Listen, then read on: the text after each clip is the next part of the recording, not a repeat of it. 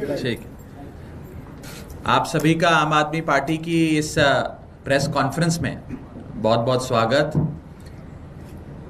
एक महत्वपूर्ण विषय पे आप सबको संबोधित करने के लिए इस प्रेस वार्ता का आयोजन किया गया है। साथियों, हमने माननीय मुख्यमंत्री अरविंद केजरीवाल जी, आम आदमी पार्टी के राष्ट्रीय संयोजक अरविंद केजरीवाल जी का इस्तीफा देखा और उस इस्तीफे से पूरे देश में एक बात साबित हो गई है कि केजरीवाल को कुर्सी का लालच नहीं है, केजरीवाल को पद या पावर का लालच नहीं है, लेकिन हां, उन्हें एक चीज की लालसा है और वो है इस देश की राजनीति में नैतिकता की। एक चीज वो चाहते हैं,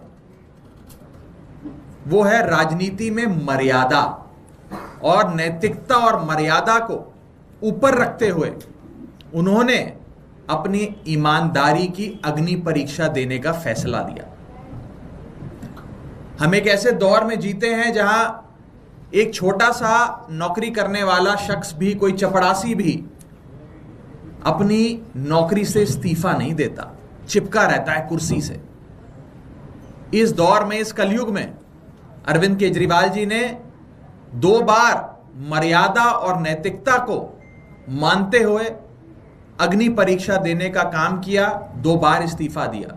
एक बार 49 दिन की सरकार जब बनी थी नैतिकता के आधार पर, और आज मर्यादा को तवज्जो देते हुए।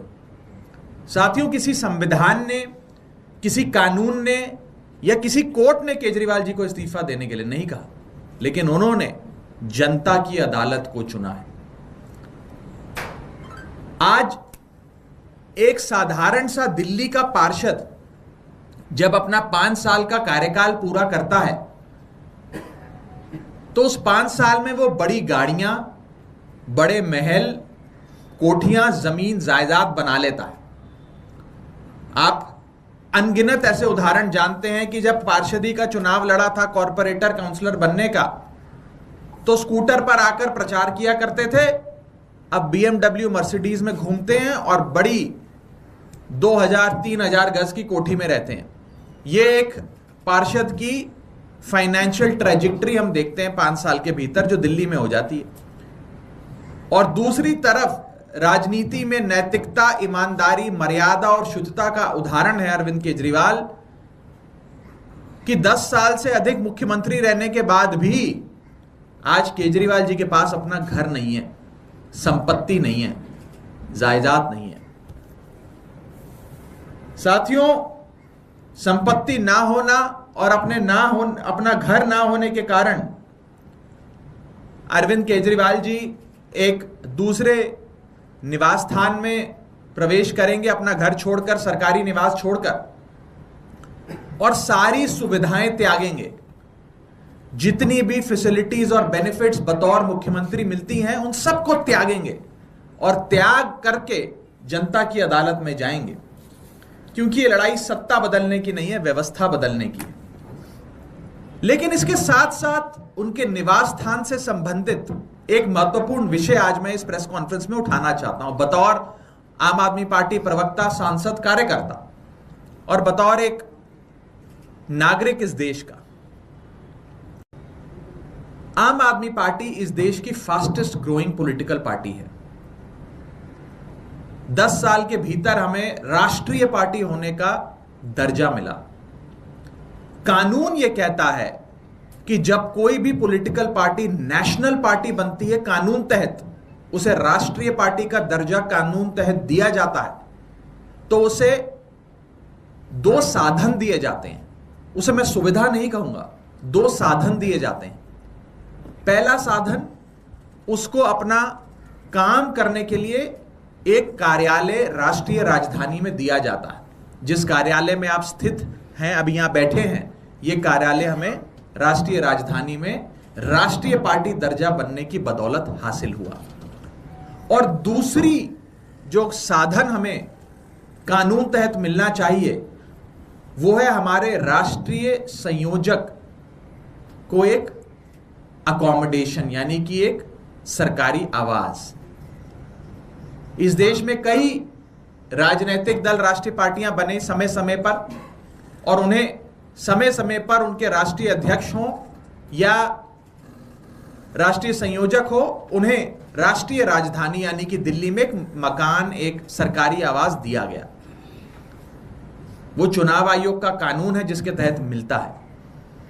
आज उसी कानून का हवाला देते हुए हम सरकार से ये विनती करेंगे कि मुख्यमंत्री का पद छोड़ने के बाद राष्ट्रीय संयोजक आम आदमी पार्टी अरविंद केजरीवाल जी को, क्योंकि वे एक राष्ट्रीय पार्टी के राष्ट्रीय संयोजक हैं, उन्हें एक सरकारी आवाज मिले।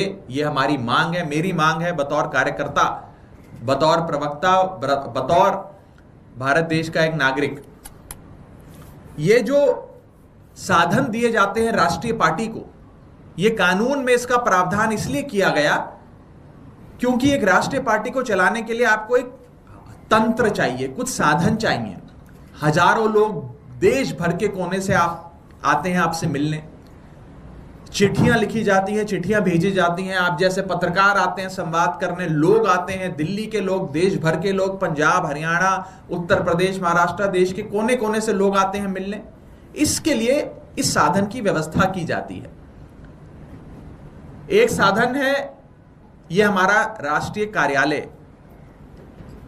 राष्ट्रीय पार्टी, हम गुजरात चुनाव में जब हमारे विधायक बने, हमारा वोट परसेंटेज अच्छा आया, उसके बाद हम राष्ट्रीय पार्टी बन गए।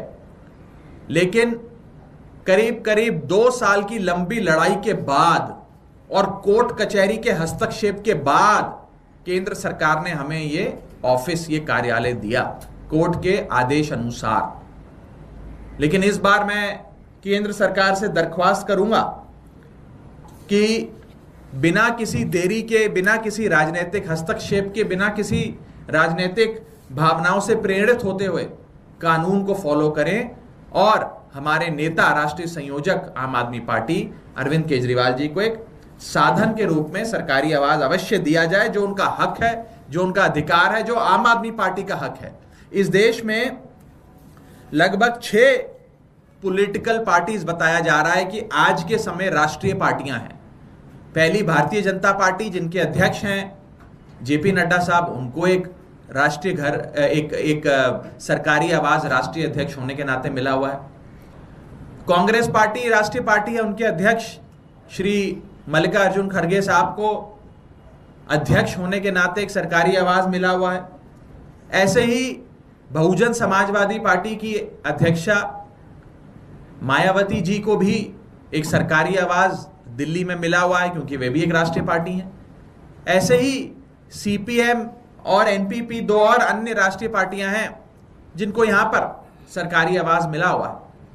मैं चाहूंगा कि आम आदमी पार्टी, जो 6ठी राष्ट्रीय पार्टी है इस देश की, उसको भी कानून के तहत जो साधन मिलने चाहिए वो मुहैया कराई जाए। और इस संदर्भ में आम आदमी पार्टी आज एक पत्र ministry of housing and urban affairs, जो नोडल मिनिस्ट्री है, उसको लिख रही है। और हम ये अनुरोध करेंगे कि जल्द से जल्द राष्ट्रीय संयोजक अरविंद केजरीवाल जी के लिए ये साधन, सुविधा नहीं साधन, मुहैया कराया जाए। अंत में मैं बस इतना ही कहना चाहूंगा कि ये जो मांग है, साधन की मांग है, ये कानून तहत अधिकार है, हमारा हक है हमारा। और हकों की, अधिकारों की लड़ाई आम आदमी पार्टी लड़ती आई है, लड़ती रहेगी। मैं बस यही उम्मीद कर सकता हूं कि इस कार्यालय को हासिल करने के लिए जो एक लंबी कानूनी लड़ाई आम आदमी पार्टी ने लड़ी, कोर्टों में संघर्ष किया और हाईकोर्ट के निर्देश अनुसार हमें ये मिला, उतनी लंबी कोर्ट कचहरी की कार्रवाई ना हो, राजनीति से प्रेरित फैसले ना लिए जाएं और तुरंत प्रभाव से, क्योंकि मुख्यमंत्री जी ने अपना आवास खाली करना है, सुविधाएं त्यागनी है, जल्द से जल्द हमारा जो अधिकार है एक राष्ट्रीय संयोजक का, एक राष्ट्रीय पार्टी का, वो हमें मुहैया कराया जाए, वो साधन हमें मुहैया कराया जाए। इस संदर्भ में अगर किसी साथी का कोई सवाल है तो आप पूछ सकते हैं। राघव जी, आपने ये पत्र किसको लिखा हुआ है? ये डायरेक्टर ऑफ एस्टेट्स को लिखा जाता है, जो नोडल ऑफिस है नोडल मंत्रालय है ministry of housing and urban affairs. तो राघव जी, जब तक ये पत्र हमारे राष्ट्रीय सचिव द्वारा भेजा जाएगा। जब तक ये अलॉट नहीं किया जाता तो क्या अरविंद केजरीवाल उसी घर में रहेंगे? नहीं, जैसा कि मैंने आपको बताया कि मुख्यमंत्री जी बहुत जल्द सारी सुविधाएं जो मुख्यमंत्री पद के साथ आती हैं उनको त्याग रहे हैं। उनका जैसे इस्तीफा स्वीकार होगा, नए मुख्यमंत्री की शपथ होगी, उसके बाद सुविधाएं त्यागने का सिलसिला शुरू होगा। तो मैं चाहूँगा कि कुछ ही दिनों के भीतर केंद्र सरकार उनके लिए ये सरकारी आवाज़ जो एक साधन है एक राष्ट्रीय पार्टी का, जो हमारा हक है एक राष्ट्रीय पार्टी के तौर पे फंक्शन करने के लिए, जो ज़रूरतें एक राष्ट्रीय पार्टी की होती हैं वो हमारी ज़रूरतें पूरी करी जाएं, जैसे बसपा की करी गई, कांग्रेस की करी गई, भारतीय जनता पार्टी की करी गई, सीपीएम की करेगी, वैसे ही आम आदमी पार्टी की भी ये ज़रूरत अवश्य पूरी करी जाए और एक लेवल प्लेइंग फील्ड हो। ये एक सवाल बार बार उठता है कि अभी तब तक के लिए केजरीवाल जी कहाँ करेंगे जो सरकारी जो आप मांग कर रहे हैं? मैं तो उम्मीद करता हूं कि हाउसिंग मंत्रालय आजकल में ही कोई जगह मुहैया कराएगा, ऐसी मेरी उम्मीद है। और क्या आतिशी जी सीएम वाले आवास में जाएंगे? उनका जवाब तो वही दे सकती हैं। और कोई विषय?